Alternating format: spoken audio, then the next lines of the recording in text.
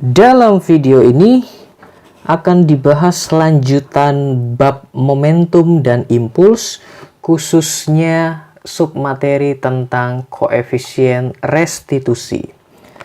Konsep koefisien restitusi nanti akan digunakan untuk membahas jenis-jenis tumbukan pada video berikutnya. Maka pertama-tama kita harus berkenalan dulu dengan istilah koefisien restitusi. Untuk mempermudah pemahaman koefisien restitusi, kita tampilkan dulu ilustrasi berikut ini. Di sini ada 3 buah bola. Bola basket, bola sepak, dan bola kasti. Ketiganya ini dijatuh bebaskan dari ketinggian yang sama terhadap lantai. Dijatuh bebaskan itu artinya dilepaskan tanpa kecepatan awal. Kita akan melihat pantulan pertama dari setiap bola. Bagaimana perbedaannya? Ketika ketiga bola ini dilepaskan, tampak bahwa pantulan pertama untuk setiap bola itu berbeda-beda. Mengapa pantulan setiap bola bisa berbeda-beda? Jawaban sederhananya adalah karena setiap bola terbuat dari bahan yang berbeda. Itu jelas. Tetapi nanti yang mau kita singgung di sini bukan karena bahannya, tapi karena nilai tumbukannya yang berbeda. Pada gambar yang sebelah kiri, yang bertumbukan itu adalah lantai dan bola basket. Pada gambar yang tengah, yang bertumbukan adalah lantai dan bola sepak. Pada gambar yang sebelah kanan, yang bertumbukan adalah lantai dan bola kasti. Ini 3 kasus yang berbeda. Karena ketiganya berbeda, maka nanti ada nilai yang berbeda dari tumbukan itu. Nilai tersebutlah yang disebut dengan koefisien restitusi. Nilai koefisien restitusi nanti mempengaruhi ketinggian pantulnya ternyata. Oke, itu penjelasan singkat dan sederhana untuk koefisien restitusi. Kita akan merumuskan persamaan koefisien restitusinya. Supaya gampang, maka kita ambil kasus pergerakan 2 benda pada arah horizontal. Di sini ada benda 1 dengan massa M1 bergerak ke kanan dengan kecepatan V1. Ada benda 2 dengan massa M2 bergerak ke kiri dengan kecepatan V2. Kita anggap lantainya licin, tidak ada gaya gesek. Suatu saat kedua benda akan bertabrakan dan kemudian terpental berbalik arah. Benda pertama akan bergerak ke kiri dengan kecepatan V1 aksen, benda kedua akan bergerak ke kanan dengan kecepatan V2 aksen. Tanda aksen artinya setelah tumbukan. Karena ini peristiwa tabrakan atau tumbukan, maka selalu berlaku hukum kekekalan momentum. M1 dikali V1 ditambah M2 dikali V2 sama dengan M1 V1 aksen ditambah M2 V2 aksen. M1 V1 aksen pindahkan ke ruas kiri menjadi minus di sini, kemudian M2 V2 pindahkan ke ruas kanan menjadi minus di sini. Kemudian M1 dan M1 di sini difaktorkan keluar. Demikian juga dengan M2 dan M2 yang di sini. Faktorkan keluar menjadi M1 kurung buka V1 min V1 aksen kurung tutup sama dengan M2 kurung buka V2 aksen min V2 kurung tutup. M2 ruas kanan pindahkan ke kiri, V1 min V1 aksen ruas kiri pindahkan ke ruas kanan menjadi M1 per M2 sama dengan V2 aksen min V2 per V1 min V1 aksen. Kita sebut ini sebagai persamaan 1. Oke? Kemudian, untuk menyederhanakan, kita anggap pada saat peristiwa tumbukan ini tidak ada energi yang hilang. Atau dengan kata lain, ketika benda 1 dan benda 2 ini bertabrakan, tidak ada bunyi sama sekali, kemudian tidak ada panas yang dihasilkan karena tabrakan. Karena tidak ada energi bunyi, karena tidak ada energi panas yang dihasilkan, maka kita anggap energi yang ada di sini kekal. Karena energinya kekal, maka kita bisa pakai hukum kekekalan energi. EP awal ditambah EK awal sama dengan EP akhir ditambah EK akhir. Kalau diperhatikan dari gambar, baik benda 1 dan benda kedua tidak mengalami perubahan ketinggian. Berarti nanti EP-nya ini sama dengan 0, karena menempel pada tanah. Pada kondisi akhir juga sama. Setelah tabrakan ya ketinggiannya tetap di atas tanah, maka ini juga sama dengan 0. Sehingga nanti tersisa EK awal sama dengan EK akhir. Pada kondisi awal itu ada 2 benda, maka nanti akan ada Eka awal untuk benda 1 ditambah Eka awal untuk benda 2 sama dengan Eka akhir untuk benda 1 ditambah Eka akhir untuk benda 2. Istilah awal dan akhir ini mau menunjukkan awal itu sebelum tumbukan, yang ini, akhir itu setelah tumbukan, yang bawah, yang ada tanda aksen. Maka nanti bisa kita sederhanakan kalimatnya menjadi Eka 1 ditambah Eka 2 sama dengan Eka 1 aksen ditambah Eka 2 aksen. Masukkan rumus Eka, setengah MV kuadrat, menjadi setengah M1V1 kuadrat ditambah setengah M2V2 kuadrat sama dengan setengah M1V1 aksen kuadrat ditambah setengah M2V2 aksen kuadrat. Di setiap suku ada setengah, maka ini coret saja. Hilangkan setengahnya. Tersisa M1V1 kuadrat ditambah M2V2 kuadrat sama dengan M1V1 aksen kuadrat ditambah M2V2 aksen kuadrat. M1V1 aksen kuadrat pindahkan ke ruas kiri jadi negatif.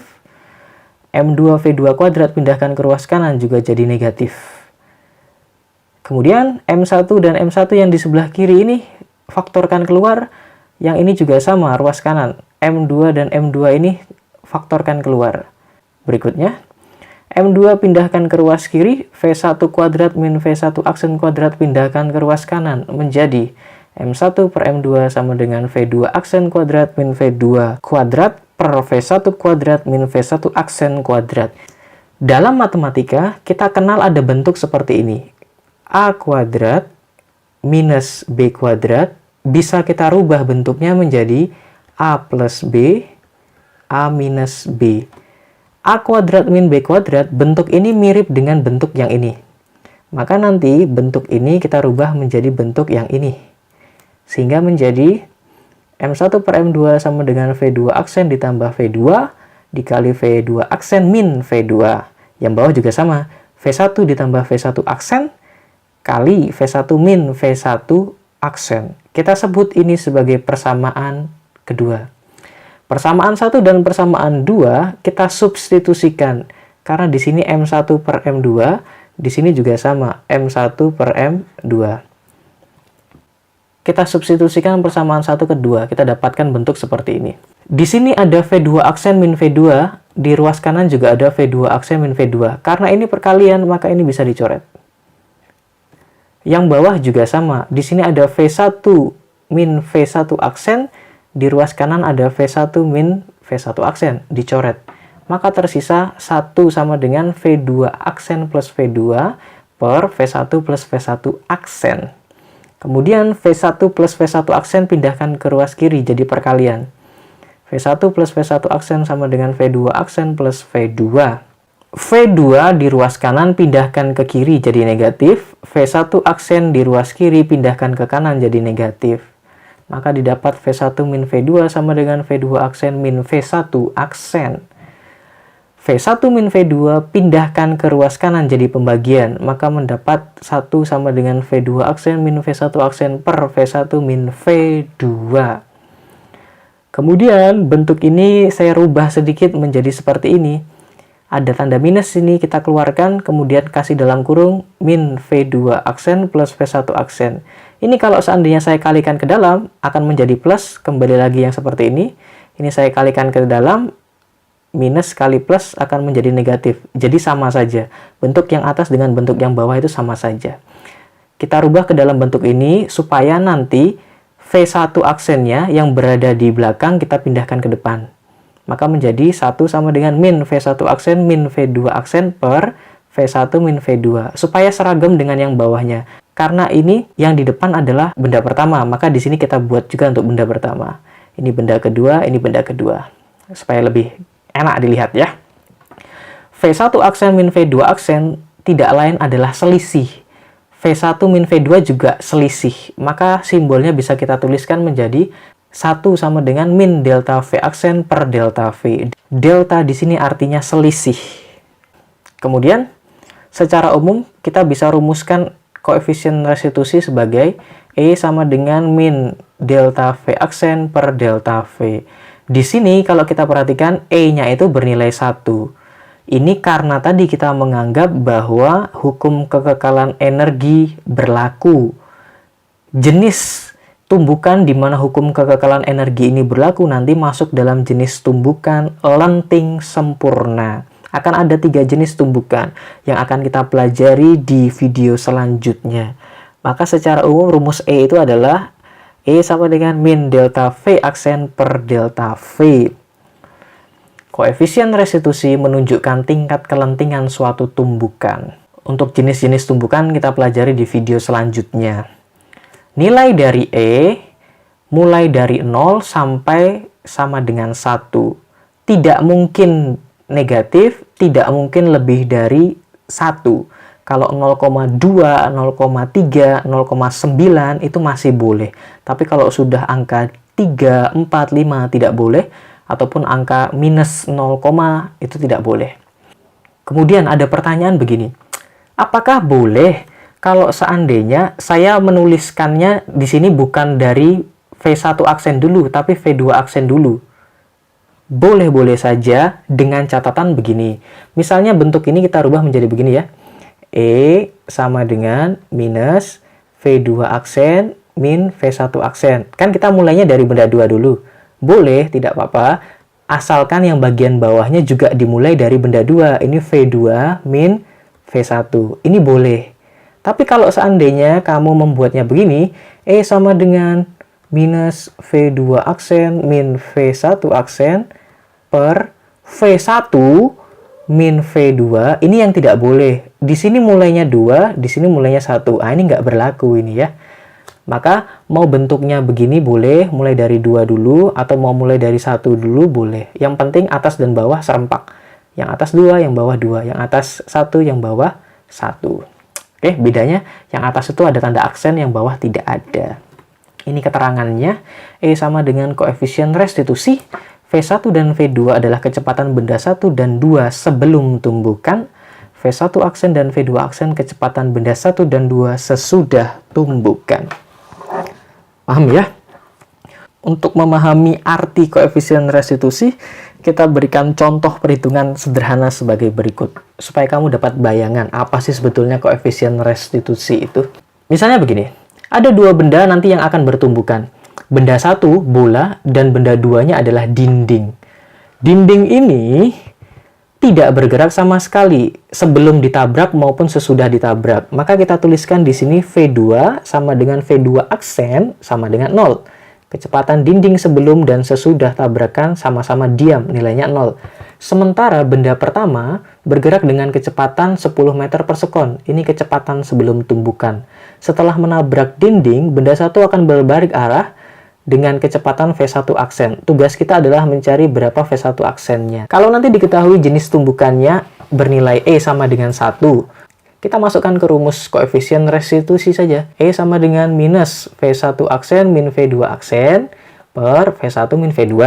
Oke, E-nya kita masukkan 1, minus V1 aksen min 0, karena V2 aksennya sama dengan 0 di sini ya, per 10 min 0. 10 pindahkan ke ruas kiri, kemudian nanti ini minusnya kalikan ke dalam. Maka didapat V1 aksen sama dengan min 10 meter per sekon. Tanda minus ini menunjukkan bahwa bendanya setelah tumbukan arahnya ke kiri. Ini ya, kiri, negatif.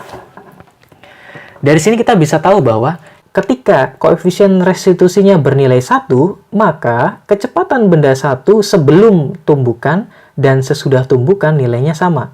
Sama-sama 10, hanya beda arah saja. Contoh yang kedua. Datanya sama semua kecuali di sini. E-nya 0,8. Kalau tadi di sini E-nya sama dengan 1, ini kita ganti E-nya sama dengan 0,8. Masukkan ke rumus. Seperti biasa, masukkan datanya. Kemudian kita akan mendapatkan V1 aksennya nilainya minus 8. Tanda minus artinya ke kiri.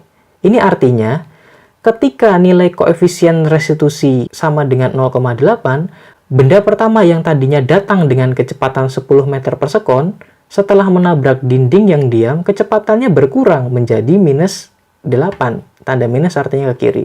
Karena nilai koefisiennya 0,8. Lagi, seandainya nilai koefisien restitusinya kita buat 0,2. Kamu bisa nebak nih, kalau ini tadi koefisien restitusinya 0,8.